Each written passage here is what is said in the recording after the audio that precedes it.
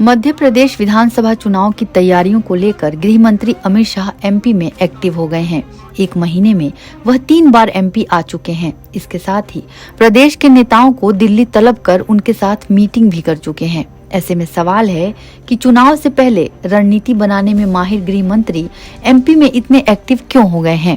उन्होंने अपने साथ साथ अपनी पूरी टीम को भी एमपी में लगा दिया है। उनके लोगों ने काम संभाल लिया है, जिसका असर अब दिख रहा है। आइए आपको बताते हैं कि एमपी में बीजेपी की 5 बड़ी चुनौतियां, जिससे निपटने की तैयारी में बीजेपी जुट गई है। पहली चुनौती, पुराने और बड़े नेताओं की नाराजगी। दरअसल एमपी बीजेपी में पुराने और बड़े नेताओं की नाराजगी पार्टी के सामने सबसे बड़ी चुनौती है। उपचुनाव और निकाय चुनाव में इसकी नाराजगी का खामियाजा पार्टी भुगत चुकी है। साथ ही पार्टी के बड़े नेता यह लगातार इशारा कर रहे हैं कि हम चुनाव हारेंगे तो अपने लोगों के कारण हारेंगे। ऐसे में गृह मंत्री अमित शाह ने अपनी टीम के कुछ लोगों को उन नाराज नेताओं को मनाने में लगा दिया है।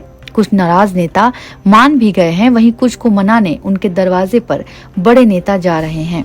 2018 के विधानसभा चुनाव में कुछ नेताओं की नाराजगी के कारण पार्टी को हार का सामना करना पड़ा था। दूसरी चुनौती, सर्वे रिपोर्ट में संकेत ठीक नहीं। एमपी चुनाव को लेकर कुछ टीवी चैनल्स की सर्वे रिपोर्ट सामने आई है। उन सर्वे रिपोर्ट में बीजेपी और कांग्रेस में कांटे की टक्कर है। कई इलाकों में कांग्रेस को अच्छी खासी बढ़त थी। साथ ही बीजेपी को अपनी सर्वे रिपोर्ट में भी अच्छे संकेत नहीं मिल रहे हैं। इसके कारण उन इलाकों में पार्टी ज्यादा फोकस कर रही है और अलग अलग इलाकों में अलग अलग नेताओं को जिम्मेदारी दे रही है। इसके अलावा केंद्र के नेता भी प्रदेश में एक्टिव हो गए हैं। तीसरी चुनौती, टिकट कटने के बाद बढ़ सकती है बगावत। एमपी में बीजेपी को जिताऊ उम्मीदवार की खोज है। ऐसे में कुछ पुराने विधायकों के टिकट कटने की संभावना है। टिकट कटने के बाद ये विधायक बागे रुख अख्तियार कर सकते हैं। ऐसे में पार्टी ने ऐसी परिस्थितियों से निपटने की तैयारी भी कर ली है। ग्वालियर, चंबल इलाके में नए और पुराने नेताओं की वजह से ऐसी स्थिति ज्यादा है। अगर बगावत बढ़ी तो पार्टी की मुश्किलें बढ़ जाएंगी।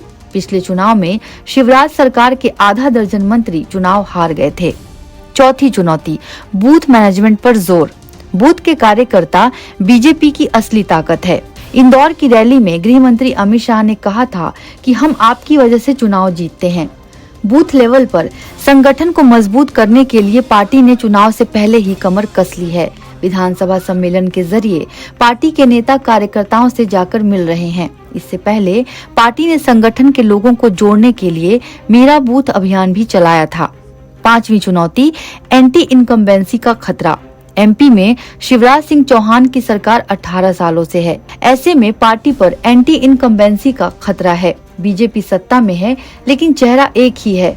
पार्टी को इस बात का आभास है। ऐसे में पार्टी के नेता कह रहे हैं कि कमल का फूल ही चेहरा है। बड़े नेता भी सीएम शिवराज सिंह चौहान का नाम नहीं ले रहे हैं। एनबीटी ऑनलाइन की रिपोर्ट।